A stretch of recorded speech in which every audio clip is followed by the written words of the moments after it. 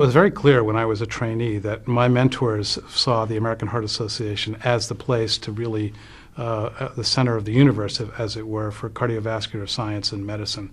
And I completely agree. I have been a member of the American Heart Association since my training days as a resident in medicine, even before I was a cardiology fellow.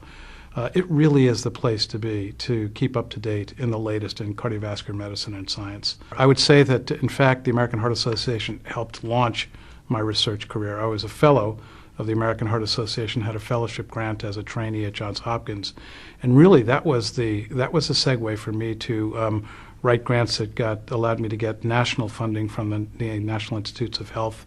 And subsequently, the American Heart Association has been there to help with funding in the form of basic and standard grants and aid throughout my career. So I view the American Heart Association as really the launch pad for my professional and scientific career in cardiovascular medicine. I would say that there are two ways to get involved, and the first way to get involved is locally, so at the affiliate level. That's what I did. I was involved when there was a Maryland affiliate at the affiliate level, and I was engaged in the research committee there and part of the peer review committee.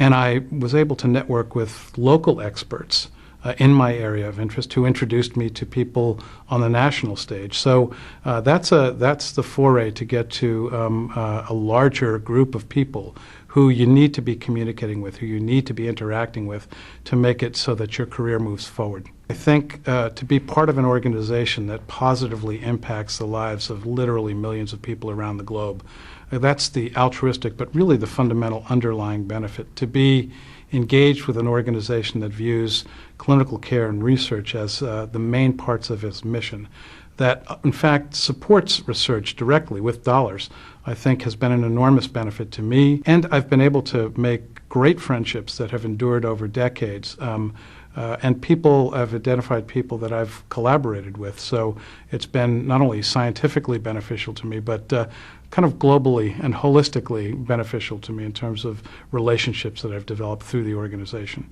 It's hard for me to imagine being where I am today were it not for the American Heart Association as a trainee and now as a mentor. Many of my mentees are fellows of the American Heart Association, have had their work supported by fellowship grants and even undergraduate grants. So it's been intricately linked to my professional life. And as I said, it's more than just the professional life. It's the network of colleagues and friends that you develop in this organization, both at the local level and at the national level.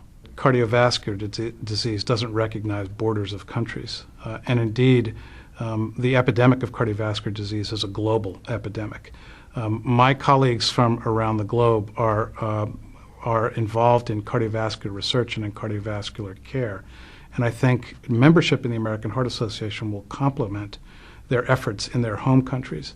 Again, being part of a global network of people who are interested in taking care of patients with heart disease and stroke and in research to prevent cardiovascular disease and stroke.